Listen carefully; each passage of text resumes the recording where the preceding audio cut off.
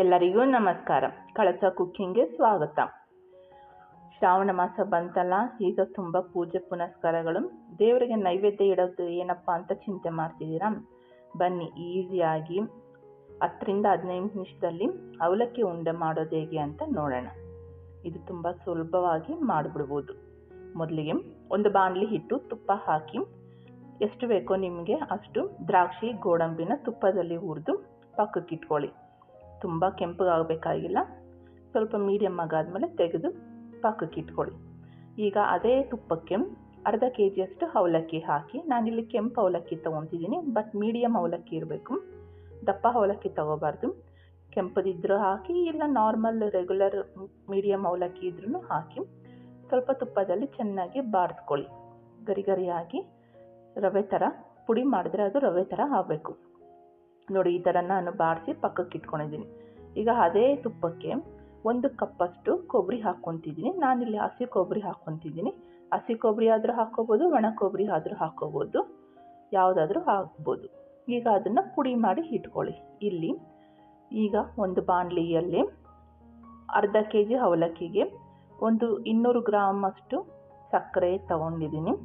ಅದನ್ನು ಸ್ವಲ್ಪ ನೀರು ಹಾಕಿ ಕರಗಿಸ್ಕೊಳ್ಳಿ.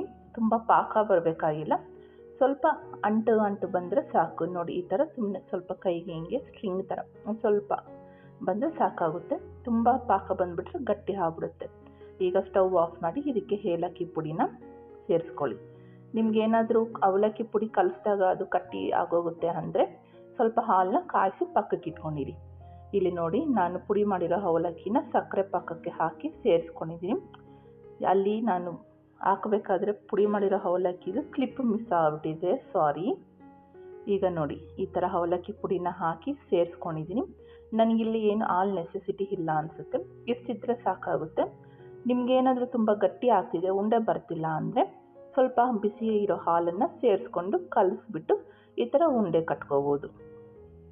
ಇದು ಸುಲಭವಾಗಿ ಆಗೋಗುತ್ತೆ, ಈಸಿಯಾಗಿ. ತುಂಬ ಅರ್ಜೆಂಟಲ್ಲಿ ಇರ್ತೀವಿ, ಕೆಲಸ ಕಾರ್ಯ ಅಂಥೇಳಿ, ಹಂಗಾಗಿ ದೇವರಿಗೆ ಸಿಂಪಲ್ಲಾಗಿ ಶುಕ್ರವಾರ ಪೂಜೆಗೆ ಈ ಥರ ನೈವೇದ್ಯ ಮಾಡಿ ಭಕ್ತಿಯಿಂದ ದೇವರಿಗೆ ಪೂಜೆ ಮಾಡಿದ್ರೆ ನಮಗೂ ಮನಸ್ಸಿಗೆ ಸಂತೋಷ, ಸಮಾಧಾನ ಸಿಗುತ್ತೆ.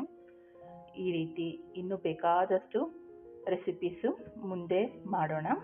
ನಿಮಗೆ ಈ ವಿಡಿಯೋ ಇಷ್ಟ ಆಗಿದ್ದರೆ ಲೈಕ್ ಮಾಡಿ, ಶೇರ್ ಮಾಡಿ, ಸಬ್ಸ್ಕ್ರೈಬ್ ಮಾಡಿ. ಧನ್ಯವಾದಗಳು. Thank you.